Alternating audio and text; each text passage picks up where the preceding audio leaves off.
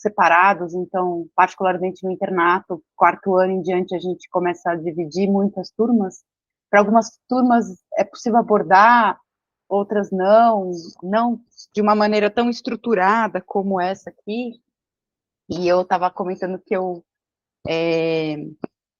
tentei ser uma boa aluna e cumpri um pouco o combinado de trazer casos, experiências, enfim, situações mais próximas da realidade, e essa realidade é uma realidade que tem a ver com a minha prática profissional, quer dizer, como professora de ética, bioética, eu discuto casos com equipes, particularmente a equipe de cuidados paliativos do HC, mas outras especialidades também, que convidam para a gente discutir casos, eu também estou sempre à disposição para compor, enfim, essas decisões mais desafiadoras, mais que envolvem conflitos éticos. Então, agradeço muito o convite de vocês para estar aqui essa noite compartilhando um pouco essas reflexões, e eu fiz uma apresentação, vou tentar colocar aqui, vocês, por favor, me dêem um feedback se vocês estão conseguindo ver aqui a minha apresentação.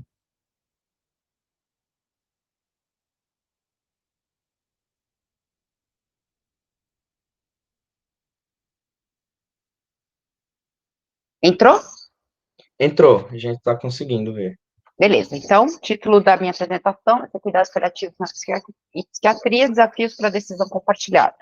A decisão compartilhada é uma temática e uma recomendação muito cara para a bioética, mas não apenas, porque envolve a gente alinhar determinadas visões do que significa fazer o bem, o que significa cuidado, o que significa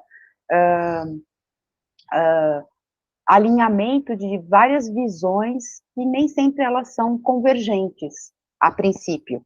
Então, esse tema da decisão compartilhada eu tenho estudado, tenho me dedicado a escrever coisas, a fazer pesquisas, e é uma questão que desafia muito, porque cada caso é um caso de verdade, e a gente não tem uma resposta do que é mais prudente ser feito nas situações concretas a priori. Isso é produzido em ato conforme a gente vai discutindo, conversando, intercambiando visões e perspectivas, né? Então, já devo dizer que é algo que tem algumas pistas, mas que não tem um jeito único e definitivo que serve para generalizar para todos os pacientes.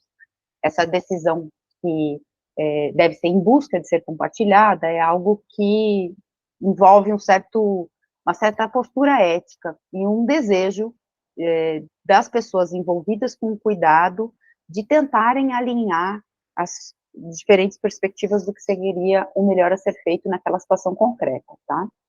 Mas a psiquiatria, em particular, traz uns desafios que nem sempre estão presentes nas outras especialidades, né? Então, o contexto que eu pensei para a gente discutir hoje é considerar que pessoas com transtorno mental, especialmente as condições graves e persistentes, pessoas que estão com diagnóstico de transtorno mental há muito tempo, constituem, em geral, essa população, constitui um desafio a mais para os profissionais de cuidados paliativos, mas também para os profissionais que estão fazendo o cuidado direto, então, para psiquiatras em particular também. Nos diferentes ambientes de prática, isso acontece. A decisão compartilhada já é uma questão relevante, mas envolvendo pessoas que têm transtorno mental, isso se torna ainda mais desafiador, especialmente quando essas pessoas já estão no estágio mais avançado da doença. E para isso eu pensei, então, em apresentar dois casos, em dois momentos diferentes aqui da apresentação, explorando, então, os desafios dessa decisão compartilhada, visando o planejamento de um cuidado que seja compartilhado entre todos da equipe, envolvendo pacientes, se possível, e também seu representante legal ou sua família, né, que geralmente tem alguém que é o cuidador principal.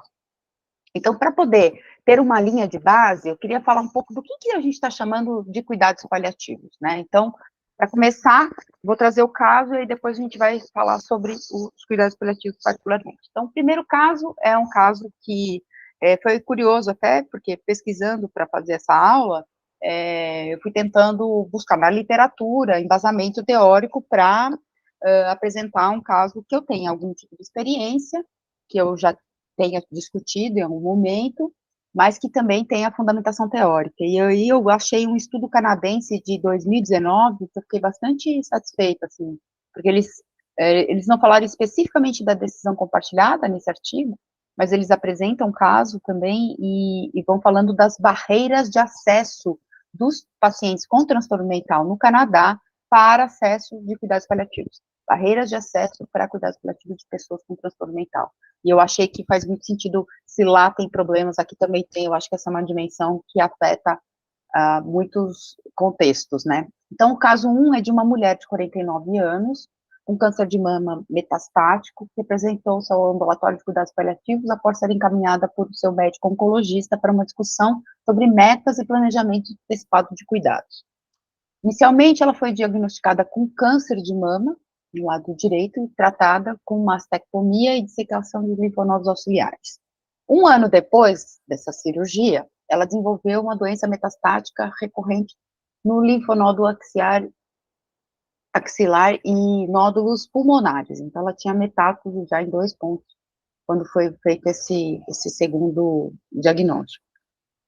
E ela recebeu tratamento com radiação naquele momento, e depois que a doença progrediu, durante o tratamento, ela foi oferecida novas medicações e quimioterapia. Porém, ela se recusava a tomar as medicações e nós desconhecíamos quais eram as motivações para essa recusa. Recusa terapêutica é uma questão que mobiliza muitos profissionais de saúde também, né? Paralelamente ao tratamento oncológico, essa mulher havia sido internada diversas vezes em unidade psiquiátrica do Hospital Geral nos últimos 9 anos, além de ser acompanhada por equipe de consultório na rua e CAPS do município onde morava. Ela não tinha nenhuma relação familiar com os familiares, tampouco tinha uma rede de apoio, com exceção dos profissionais de saúde. Então, ela era uma mulher que oscilava entre morar na rua, às vezes ela ficava recolhida com algum companheiro em alguma casa, mas ela não tinha um vínculo familiar, ela tinha muitos episódios, surtos, enfim, ela era acompanhada pelo consultório na rua, por um CAPS e passava por internação com frequência também. Seu histórico psiquiátrico era relevante para transtorno de personalidade antissocial, transtorno esquizoafetivo, transtorno delirante, de personalidade limítrofe. Ela também tinha um histórico anterior de abuso de álcool antes das internações psiquiátricas. A oncologia, que estava acompanhando, os paliativistas, que era uma outra equipe, e a equipe da psiquiatria, então eram 3 equipes abordando esse caso dessa mulher, levantaram preocupações com relação à sua capacidade de tomar decisões sobre o tratamento do câncer. Então, esse é um caso muito comum e eu acho que ele traz questões que nos interessam discutir aqui hoje com vocês. Para a gente poder, então, entender o que a gente está falando de cuidados paliativos é um cuidado que vem a posteriori de outros cuidados que já são ofertados naturalmente, seja na atenção primária, em ambulatório, nas especialidades, pessoas que têm doenças crônicas, ou seja, os cuidados paliativos fica de responsabilidade de uma equipe que quer se aliar a um tratamento que é convencional, um tratamento que está sendo levado por uma equipe longitudinal, especialmente na atenção primária, mas em qualquer ponto do sistema de saúde, que tenta trazer uma abordagem mais ampliada, buscando dar conta das questões biológicas, então, do ponto de vista da dor, das reações emocionais, das dimensão espiritual, social, financeira, ou seja, tudo que cause sofrimento diz respeito ao cuidado paliativo. Cuidados paliativos é indicado para quem tem alguma doença que é ameaçadora da vida. Nesse sentido, não é só para aquelas pessoas que já têm um diagnóstico e um prognóstico que é reservado, digamos assim. Os cuidados paliativos, eles devem ser traduzidos o mais breve possível. E aí, um conceito que eu me alinho bastante, que é um conceito que não tem sido muito falado, a maior parte dos das aulas, dos profissionais de cuidados paliativos, eles usam o conceito da OMS, que é um conceito bastante amplo e ele é muito conhecido porque ele aborda exatamente essa dimensão de uma doença que ameaça a continuidade da vida e que a gente deve, portanto, envolver uma equipe de cuidados paliativos paralelamente, em conjunto com equipes que têm uma preocupação mais de cura, né? Mas esse conceito que eu trouxe aqui é um conceito europeu, dessa associação que tem feito um trabalho bastante importante de produção de evidências mesmo, do que estudos, eles financiam estudos, e é uma associação que tem produzido bastante conhecimento, que tem um repositório imenso de materiais. Eles falam que cuidados paliativos é um tratamento ativo, holístico, integral, de indivíduos de todas as idades, com sofrimento intenso devido a problemas graves de saúde. Não fala que é ameaçador da vida, tal, mas fala problemas graves de saúde, o que também é bastante amplo, né? O sofrimento, neste caso, para esses autores, é considerado intenso quando não pode ser aliviado sem intervenção médica e limita o funcionamento físico, social, espiritual e ou emocional. Ou seja, aborda todas as dimensões dos cuidados paliativos, mas que tem uma questão importante que, assim, para aliviar, precisa compor a dimensão medicamentosa, particularmente, né? E eu acho que isso é uma questão importante, porque cada vez mais em outros países, não é no nosso contexto brasileiro, mas enfermeiros têm sido capacitados para poder também fazer intervenções medicamentosas.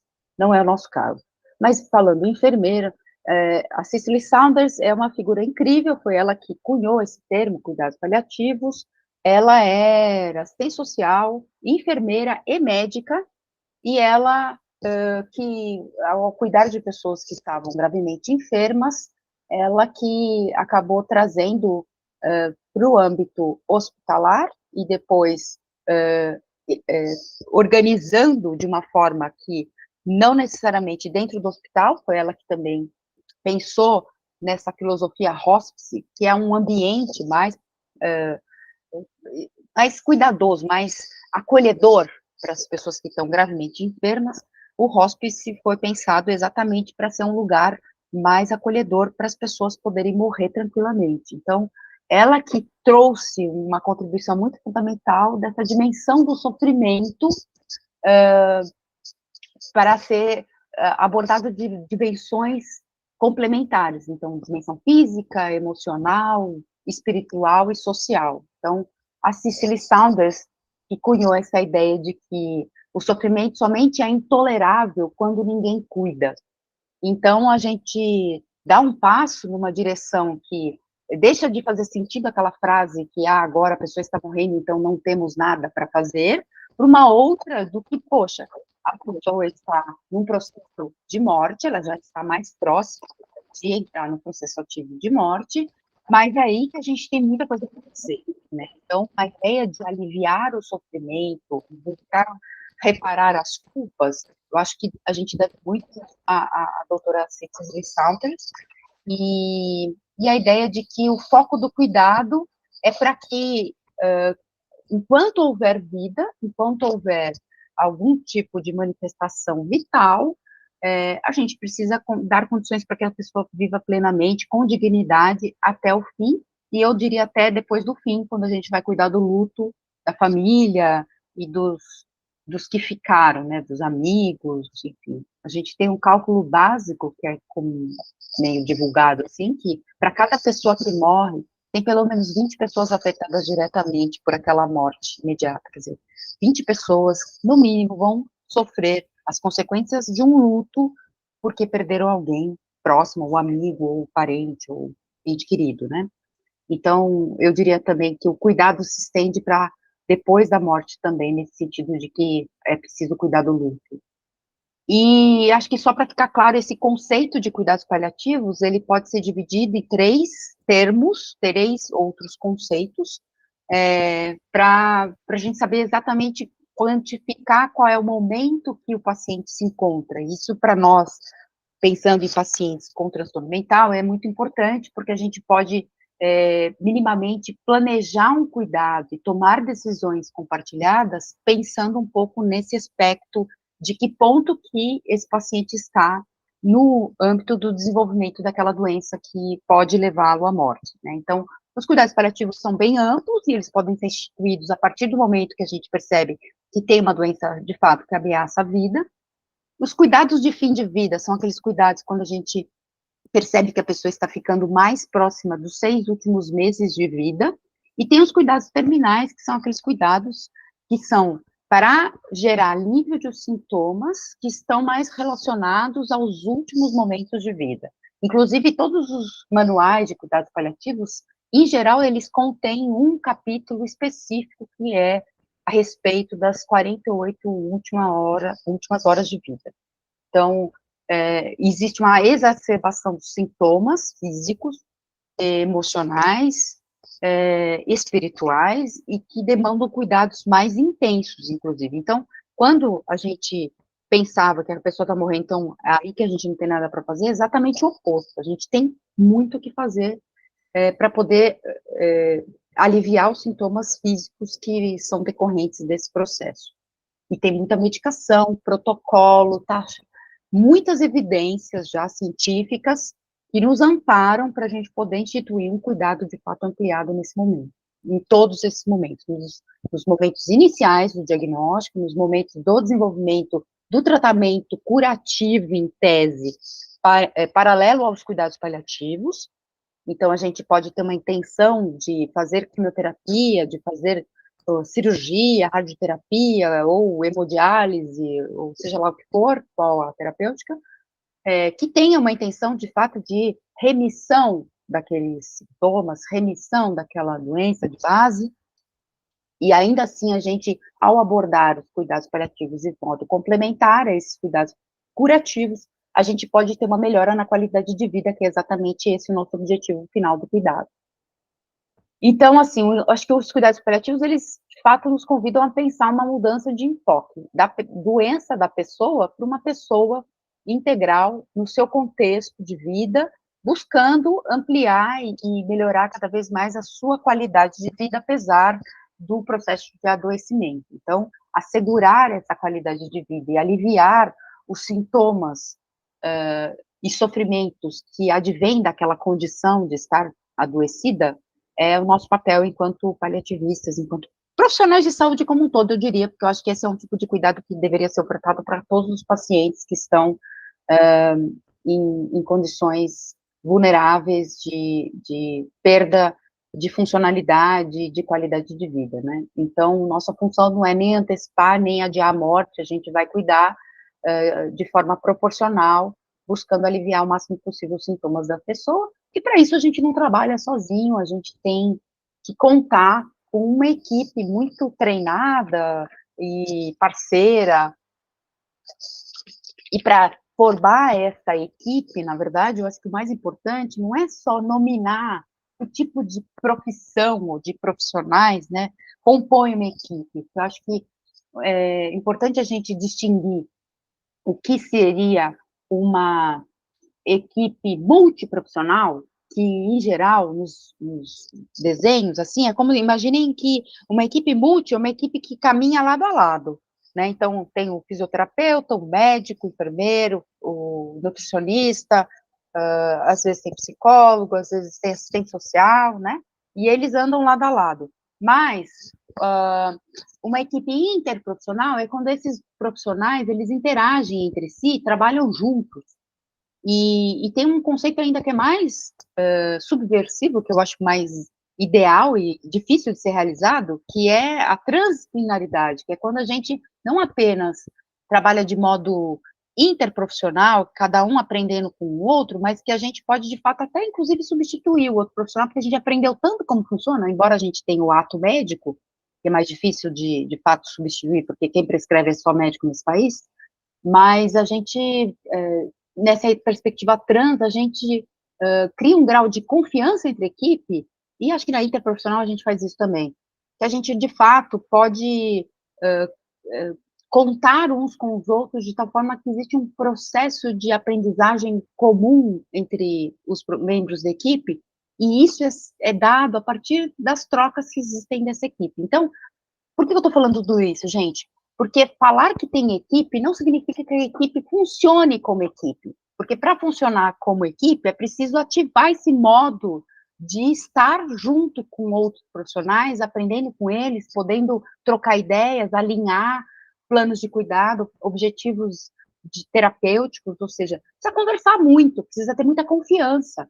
E isso não é uma coisa muito simples de ser construída, não existe a priori, a gente se faz equipe conforme a gente vai construindo esse modo de funcionar em equipe.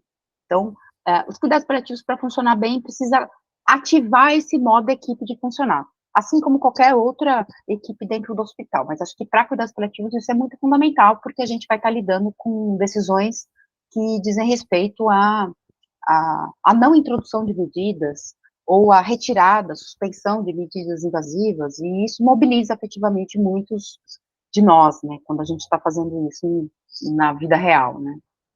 E quem são essas equipes? Quem der, né, para ser. Então, no nosso caso aqui da HC, a gente só tem médico, enfermeiro e, eventualmente, a gente conta com fisioterapeuta, nutricionista, mas não tem psicólogo, não tem fono, não, assistente social quando precisa, mas, assim, quanto mais, melhor, mas esses profissionais que estão listados aqui é o que consta na política das EMADs, enfim, das equipes do SAD, do Serviço de Atenção Domiciliar. Aqui no HC a gente tem uma equipe mínima, mínima, mínima. E para ser, de fato, uma abordagem integral, a gente precisa contar com vários profissionais que vão trazer a sua expertise, né, vão trazer aquilo que é mais específico da sua área de trabalho. Por que que é importante ter essa interprofissionalidade? Por um outro motivo que é, de fato, para dar conta disso que a Cicely Saunders chamou de dor total. Essa dimensão física, ela não é exclusiva só do saber médico, embora seja particularmente responsabilidade médica, né? Então, lidar com sintomas físicos é algo que diz respeito a todos, porque se as pessoas estão vomitando, se elas estão com falta de ar, se elas estão com diarreia, se elas estão inapetentes, se elas estão nauseadas, dificilmente elas vão conseguir pensar ou se preocupar com outras dimensões da vida, né? Então, a dimensão física, ela é a primeira que precisa ser cuidada, para que a pessoa tenha possibilidade de acessar outros tipos de sofrimento. Por isso que essa questão médica que consta lá no conceito que eu trouxe para vocês, eu acho que faz sentido, porque a gente precisa, de fato, de médicos bem treinados para poder medicar adequadamente, retirar o máximo possível dos sintomas físicos, para que as pessoas acessem essas outras dimensões de sofrimento, né? Então, no plano social, por exemplo, um pai de família que tem filhos e que precisa pensar, ou mãe, enfim, precisa pensar como que os filhos vão viver, se filho pequeno, se não tem.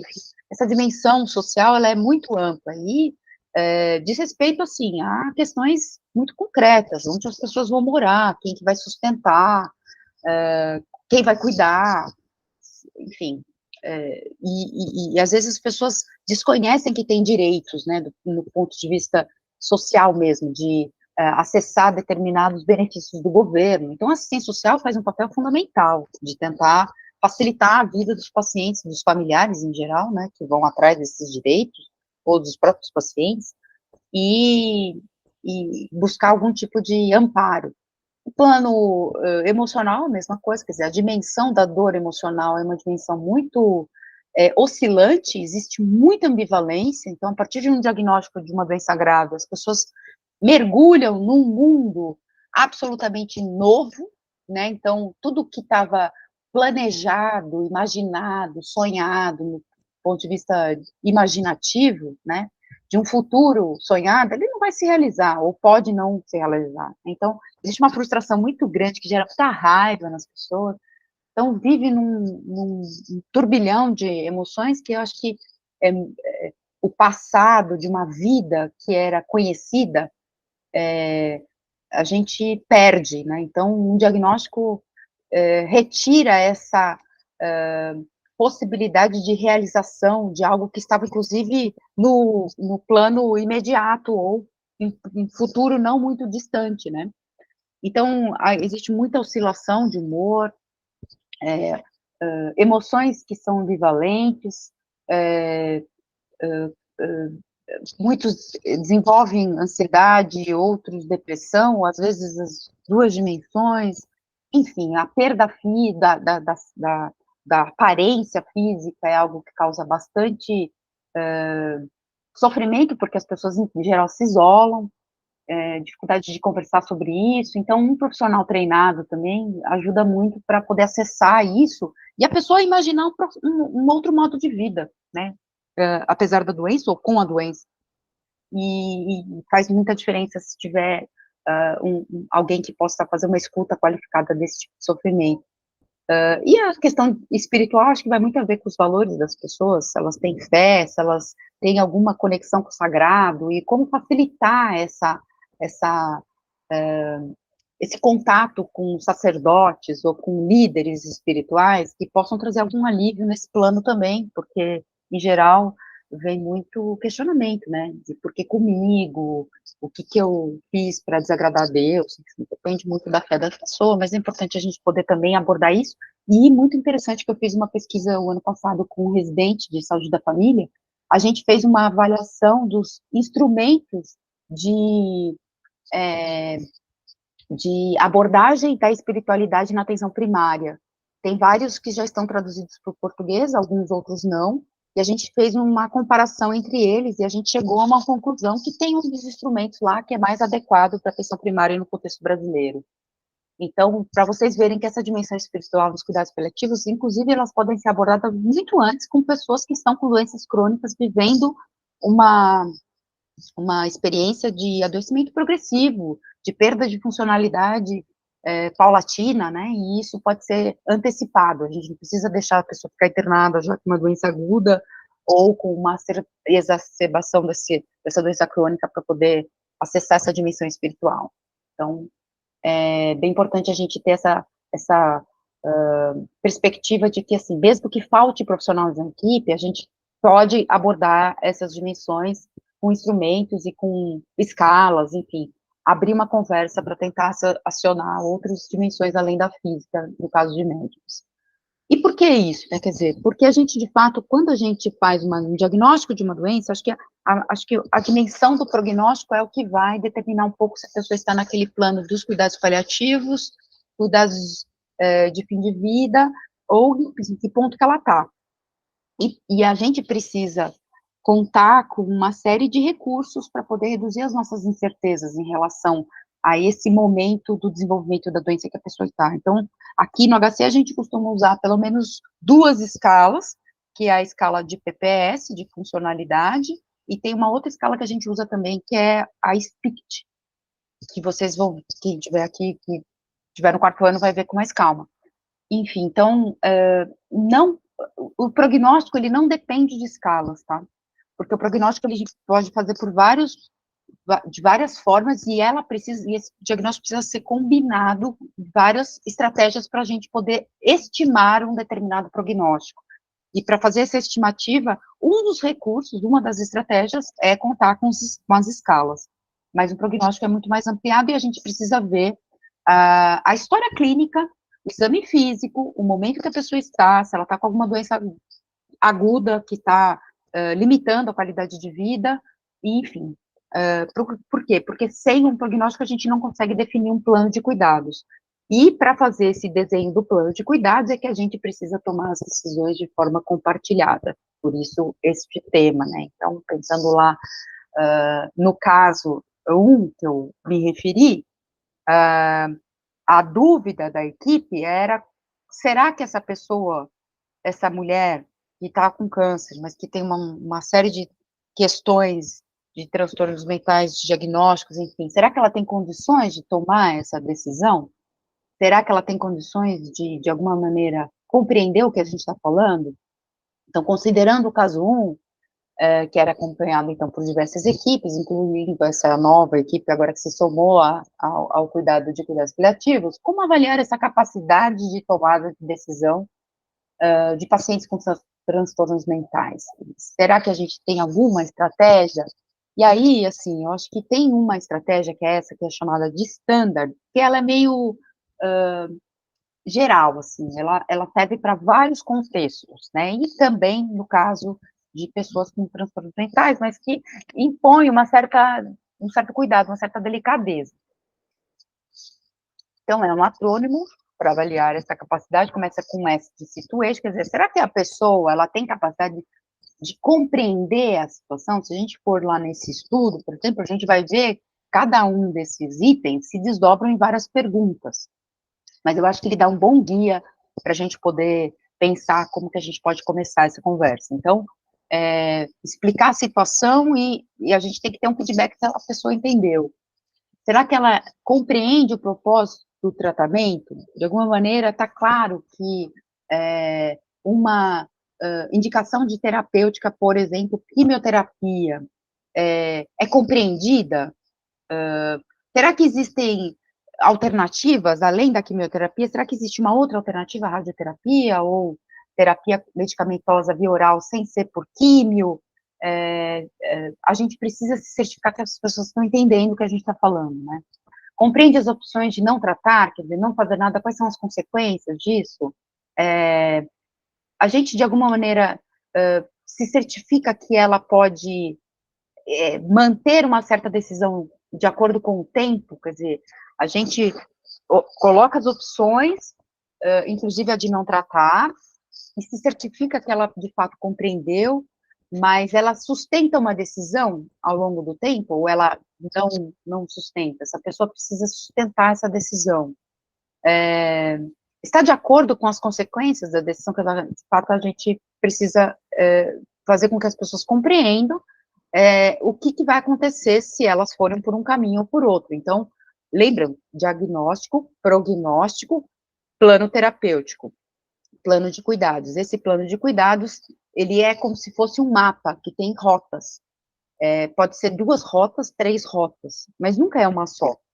E a gente precisa, em cada uma das rotas que a gente for propor, precisa se certificar que a pessoa compreendeu quais são as consequências previsíveis daquela decisão, de ir por uma rota, por outra ou por outra, né? E a pessoa, de alguma maneira, maneja racionalmente as informações. Esse racionalmente é muito desafiador, porque, de fato, acho que existe uma questão que é um preconceito muito presente nas equipes, todas, de que paciente que tem transtorno mental não tem racionalidade para compreender. E isso é muito questionável, né? Porque pode ser que as pessoas tenham, pode ser que elas, quando elas estão em crise, elas não tenham total condições de tomar as decisões sobre a própria saúde e a própria vida. Mas que, em outras circunstâncias, elas conseguem tomar decisões. Então, não é porque tem um diagnóstico de transtorno mental que necessariamente as pessoas não vão tomar nenhuma decisão sobre si mesmas. Porque, de fato, elas podem ser que, em algum momento, elas consigam sim compreender. Então, depende muito do contexto, depende muito da equipe, depende do vínculo com a equipe, depende da confiança que essa pessoa tem, e de que momento que ela está daquele doente, daquela crise, né, ou enfim, se ela está em crise ou se não está. E essa questão do tempo, da duração das decisões, ela também importa bastante. Eu acho que esse é um standard, uma proposta que é bem ampla, né, mas que, em relação à questão racional, ela é muito questionada quando a gente vai aplicar para cuidados de pessoas que têm transtorno mental. E aí eu trouxe um outro caso para ilustrar uma outra perspectiva que eu acho que é complementar a essa do standard, mas que tem a ver um pouco com essa dimensão dos desafios da decisão compartilhada com pessoas com transtorno mental. Tá, assim, casualmente, né, também é um caso que envolve câncer de mama. Mas é uma mulher de 50 anos, essa, encaminhada para interconsulta na equipe de cuidados paliativos pela equipe de psiquiatria. Nos últimos 25 anos, essa mulher, metade da vida dela, ela mantém tratamento com a equipe de saúde mental devido ao diagnóstico de esquizofrenia. E há 3 anos foi acometida por um carcinoma invasivo de mama e tratada com mastectomia radical. Ela recusou quimioterapia, mas aceitou a terapia hormonal e foi tratada com medicamentos até que a sua doença progredisse 2 anos depois. Então, quando chegou nessa etapa de ter progressão da doença, ela foi encaminhada para a equipe de cuidados paliativos pelo médico psiquiatra para avaliação da dor relacionada ao desenvolvimento recente de metástase. Então, o manejo da dor foi a motivação que fez com que a psiquiatria chamasse cuidados paliativos. Em uma revisão mais aprofundada, ou seja, pensando um pouco mais no caso, né, numa discussão, essa paciente tinha histórico de compromissos perdidos, de faltas esporádicas para a realização de acompanhamento e exames de sangue, de imagem, radioterapia. Ela teve um comportamento agressivo em várias ocasiões e conflituoso em relação às equipes. Ela costumava ficar agitada durante a espera para consulta, para entrar, enfim, e frequentemente saía no meio das consultas, ela ia embora, saía. E recusou qualquer medicação administrada por via intravenosa ou subcutânea, ou seja, ela estava com queixa de dor por conta das metástases e a gente tinha uma baixa alternativa, pouca alternativa, porque ela não tomava remédio intravenoso, ela se recusava. E nem subcutâneo, que também era uma alternativa importante, que seria muito fácil o manejo. Com resultado, o tratamento da dor secundária às metástases foram difíceis de manejar. Continuação do caso. Então, a consulta da paciente foi agendada como o último compromisso do dia para permitir o tempo suficiente, porque ela podia sair da consulta quantas vezes ela quisesse, e quando ela foi atendida pela equipe de cuidados paliativos, junto com a equipe da psiquiatria, ela estava acompanhada pela irmã, que era a cuidadora, e pela enfermeira que estava na equipe de psiquiatria. O início do encontro clínico, a paciente demonstrou capacidade limitada para lidar com as conversas difíceis. Ela estava muito agitada e ela saiu, quando a gente começava a falar sobre o avanço do câncer, o que isso tinha de consequências, ela saía do consultório e aí, enfim, a gente ficava esperando para ver se ela voltava. Na discussão, porque toda a consulta com o paciente, a gente antecipa uma consulta, uma conversa antes com a equipe que é a cuidadora principal, que no caso era da psiquiatria. Então, os cuidados paliativos não trabalham sem ser, até porque é por interconsulta, em concordância, em consenso com a equipe que faz o cuidado principal, né? Então, sobre essa discussão que existiu entre a equipe de psiquiatria com a equipe de cuidados paliativos, foi decidido para dar um tempo para ela processar a visita, inclusive a gente já sabia que ela ia sair da consulta e a oportunidade dela ir retomando, se ela quisesse, ou interrompia e a gente pensava outra alternativa. Então, ela saía do consultório, depois ela voltava, 20 minutos depois, e a consulta foi retomada. E aí, naquela retomada, foi possível pactuar entre as equipes de cuidados paliativos e da psiquiatria que o tratamento proposto somente iria ser implementado se a paciente concordasse. Ou seja, a gente tinha poucas alternativas e ela tinha que estar bem convencida de que, de fato, era isso que ela estava querendo fazer.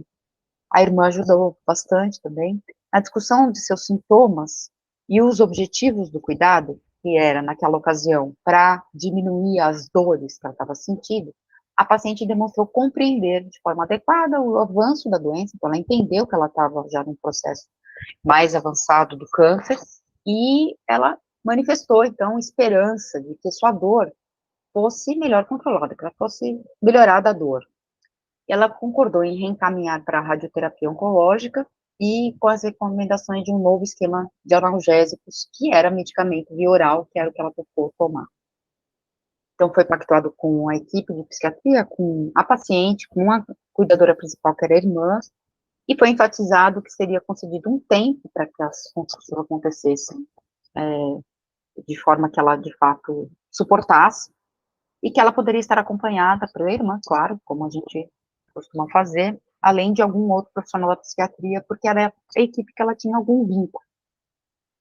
Então, após uma semana, então a gente geralmente demora para fazer essa consulta novamente, foi antecipada a consulta para uma semana seguinte, para ver como é que tinha ficado esse novo esquema de analgésicos, e nessa nova consulta houve, de fato, melhora significativa da dor. E assim foi mantido até a gente tomar novas decisões, porque o avanço da doença iria exigir outras deliberações, outras decisões compartilhadas.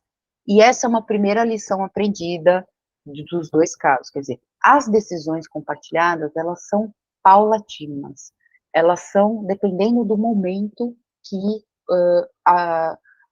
o tratamento, que a abordagem, no caso, exigir, né? Então, isso é interessante vocês já terem bem claro que decisões compartilhadas, elas são revisadas e elas são mudadas, porque depende do estágio, depende do objetivo que a gente quer alcançar. E aí eu quero trazer aqui para vocês, queria muito convidá-los a ler em algum momento. Esse é um artigo que eu escrevi junto com essa equipe de cuidados paliativos da ANCP, que é a Academia Nacional de Cuidados Paliativos, sobre as decisões compartilhadas que não dizem respeito exclusivamente a pacientes com transtorno mental, mas que é mais abrangente, mas que eu acho que se aplica também a esse caso, a qualquer caso que envolva equipes de saúde mental, de psiquiatria. Então, neste documento, que é esse posicionamento do Comitê de Bioética da ANCP, a gente escreveu algumas coisas que são, assim, muito relevantes para a decisão compartilhada. As decisões são construídas, são processuais, a partir da troca, do diálogo, da conversa de profissionais de saúde, entre eles e com os pacientes / familiares. Ou seja, essas decisões, elas vão atender a objetivos específicos, à singularidade de cada caso, né? Então, uma consideração inicial é que esse processo envolve esclarecimento acessível acerca de tudo, gente, tudo que as pessoas suportam conversar. Diagnóstico, prognóstico, possibilidades terapêuticas, diagnósticos complementares, se a gente precisar de exames, riscos e benefícios em relação a cada uma das propostas que a gente for fazer, prováveis consequências, ou seja, a gente tem que antecipar sintomas que são decorrentes de uma terapêutica. Então, se a gente vai começar a administrar morfina, a gente já tem que antecipar para essas pessoas que elas vão ter que tomar laxante, que elas vão ter que tomar medicações para poder ter apetite, que elas podem ficar mais sonolentas, ou seja, explicar que uma terapêutica tem efeitos colaterais e deixar isso mais claro. Essas consultas não acontecem em 20 minutos. Muito raramente acontecem rapidamente. Geralmente a gente demora para fazer essas conversas. E quando a gente precisa tomar uma decisão mais importante, por exemplo, quando a gente vai propor a suspensão de uma quimioterapia com qualquer paciente, mas particularmente com os pacientes com transtorno mental, muito, muito, muito importante a gente fazer uma conferência familiar. Daí, geralmente, demora mais, a gente tem um planejamento dessa conferência de uma maneira mais cuidadosa. Então, sim, para fazer o processo de decisão compartilhada, envolve bastante planejamento, para a gente poder explicar detalhes, né, desses riscos, dos benefícios potenciais, e também das incertezas, daquilo que a gente não sabe. Então, a gente tem que estudar mesmo, sabe? Planejar essa conversa. E, obviamente, a gente precisa ter feedback que as pessoas entenderam. Então, a gente tem estratégias, né, de como fazer isso. A gente pergunta, olha, disso que eu falei, o que você entendeu?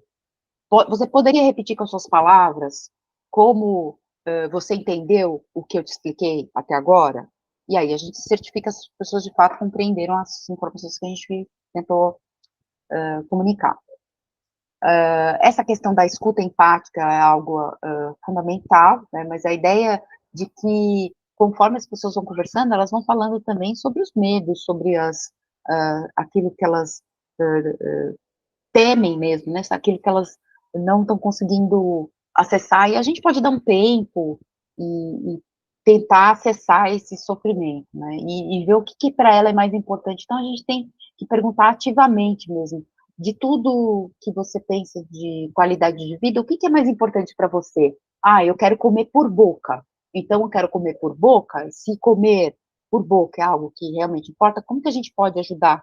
Pedindo apoio da nutricionista, da fono, de alguém que possa pensar junto conosco, junto na equipe, como que a gente pode tentar manter, se é possível, a alimentação via oral e evitar uma sonda ou gastrostomia ou qualquer intervenção que vá impedir da pessoa viver essa situação de comer por boca. E a ideia é de que, assim, conforme a gente vai construindo o plano terapêutico, que a gente vai tentando identificar qual é a rota que a gente vai tomar, qual é o caminho que a gente vai tentar primeiro fazer uma medicação, depois a gente não vai fazer quimioterapia, mas a gente vai fazer medicação via oral, como foi uma das pacientes, do caso lá que eu trouxe, isso deve ser consensuado, quer dizer, dados os limites que as pessoas colocam, seja por valores dela, ou seja por condições de vida, de saúde, enfim, a pessoa não quer se submeter a determinados procedimentos, mas existem alternativas, e quais são elas, para a gente ter um certo consenso em torno dessas decisões. Eu vou passar mais rápido aqui para não cansar vocês.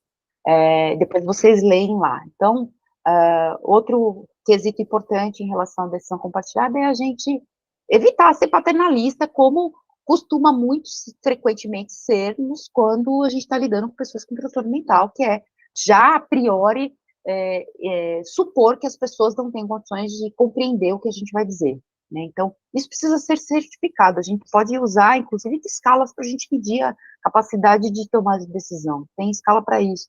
Mas a gente não vai ficar só restrito a uma medida de escala, né?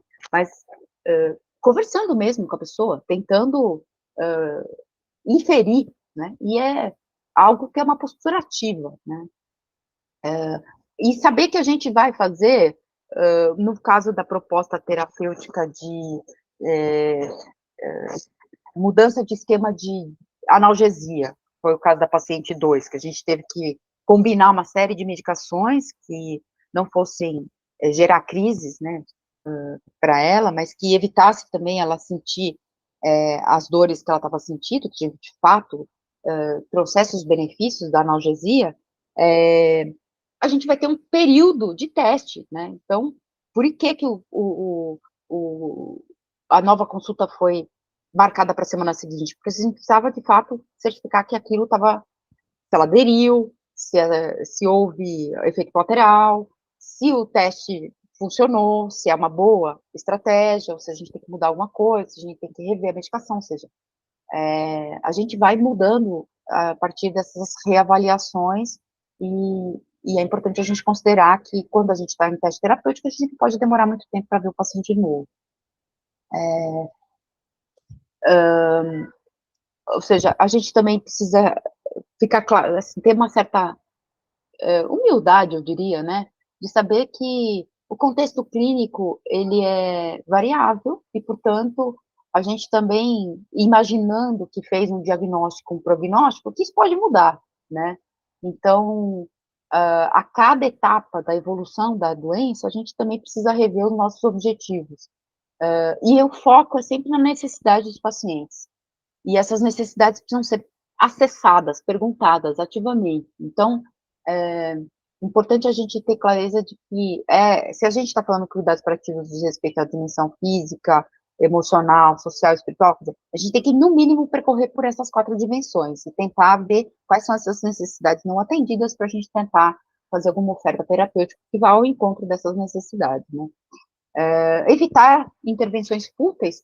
O que são intervenções fúteis? Para quem está no início do curso ainda, a gente vai falar bastante sobre distanásia, mas, assim, só para situá-los aqui, é quando a gente não tem possibilidade nenhuma de que os objetivos fisiológicos sejam alcançados. Ou seja, quando a gente vai propor alguma terapêutica que a gente já sabe, pelo prognóstico, pela evolução da história natural da doença, que aquela intervenção, ela não vai alcançar o objetivo de interromper o desenvolvimento do tumor.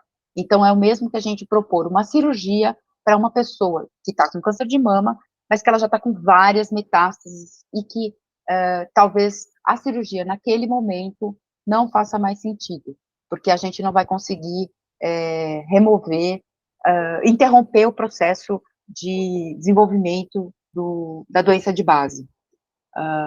Isso é uma questão bastante difícil de determinar, porque, de fato, a gente pode entender que uma cirurgia pode ser adequada, porque vai aliviar os sintomas de determinado desconforto, né? Então, a gente não consegue tratar as metástases com cirurgia, mas a gente consegue evitar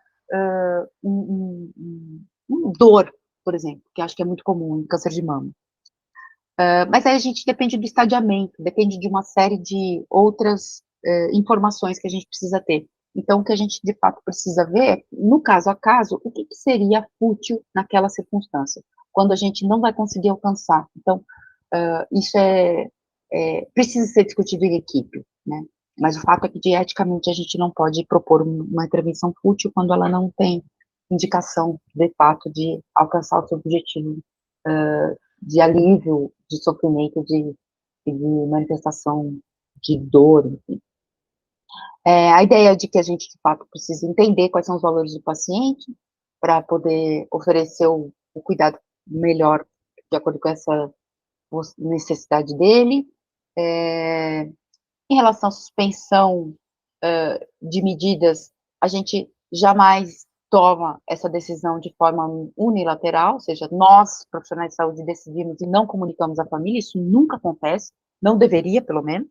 Então, no ponto de vista desse tipo de decisão, a gente precisa compartilhar, e geralmente a gente faz isso com a equipe de vários profissionais, oncologistas, por causa de câncer, ou enfim, as equipes das especialidades, junto com a equipe de cuidados paliativos, e numa conferência familiar com pessoas da família, e, se possível, com o paciente também, se ele puder manifestar a própria vontade, tá? E também ambientes coercitivos também não fazem sentido. E para acabar, assim, já, gente, eu acho que falei bastante já, queria trazer esse trabalho que eu achei super bacana, especialmente no campo da saúde mental, que é um pesquisador de Portugal. Portugal tem uma dinâmica, né, uma estrutura de serviços de cuidados paliativos bastante avançada, assim como toda a Europa, mas Espanha e Portugal têm muita semelhança com o nosso contexto do SUS, né, e lá eles têm várias pós-graduações. Esse aqui é um trabalho resultante de um projeto de mestrado, que foi feito pelo José Antônio Palma Góes, que ele estudou várias coisas, entre as várias coisas que ele estudou, ele fez um protocolo de atendimento de pessoas com esquizofrenia que estão em cuidados paliativos. E eu achei de uma preciosidade, assim, porque é muito didático, fácil de usar, e esse é o checklist de boas práticas para o doente com doença psicótica primária em cuidados paliativos. Está em português de Portugal, mas vocês podem ver que tem a primeira recomendação que eles fazem é que este checklist tem que ser preenchido todas as vezes que o paciente que tem transtorno mental esquizofrênico, porque ele tem esquizofrenia, ele vem pro cuidado, seja ele na atenção primária, seja dentro do hospital, seja em ambulatorial, ou seja, isso foi instituído lá na região onde foi feito esse estudo, e ele mostra, então, o protocolo, os resultados do protocolo, e eu achei super interessante de compartilhar com vocês. Então, ele começa pela parte da organização dos cuidados. Existe um processo clínico que resume informações médicas e psiquiátricas acessíveis às equipes de saúde mental e de cuidados paliativos. Então, ele já pensa numa dupla, psiquiatria, cuidados paliativos, no primeiro item do protocolo. E aí tem uma parte de comentários, tudo está no sistema, o cartão SUS deles é online, então o paciente não precisa ficar carregando prontuário, nada disso, já está tudo online, e as equipes vão preenchendo isso a cada nova consulta. Os psiquiatra da paciente participa das reuniões de discussão de caso, quem é o terapeuta de saúde mental referência, se ele participa das reuniões, quais são os comentários que ele faz, ou seja, esse paciente, ele tem conhecimento da sua situação clínica, existe conhecimento de toda a equipe, dos objetivos de cuidado e preferências e valores do paciente, o contato da equipe de cuidados paliativos e equipe de saúde mental é fluido, fácil, acessível, ou seja, eu achei muito interessante. A prestação de cuidados físicos, aí ele vai colocando um pouco as dimensões, controle de dor, atenção a sintomas físicos e mentais, quer dizer, para não ter um desbalanceamento, crises enfim, sofrimento mental também precisam ser manejadas e avaliadas. Aí tem uma dimensão específica dos cuidados psicológicos e psiquiátricos, cuidados sociais, cuidados éticos, espirituais e culturais. Eu achei sensacional isso, por isso que eu quis trazer aqui para vocês. E, por fim, queria compartilhar alguns desafios. Aqui está começando num aqui, mas enfim. Acho que a primeira delas, assim, para trabalhar nessa dimensão dessa interface entre psiquiatria e cuidados paliativos, acho que a gente precisa, de fato, aceitar essas incertezas na prática clínica, assim como outras especialidades. Cuidados paliativos, a gente está navegando nesse mar de incertezas, e aí a gente precisa jogar algumas âncoras para a gente não ficar muito perdido, e algumas bússolas. Os princípios bioéticos são bússolas, funcionam como bússolas, mas os valores dos pacientes são faróis.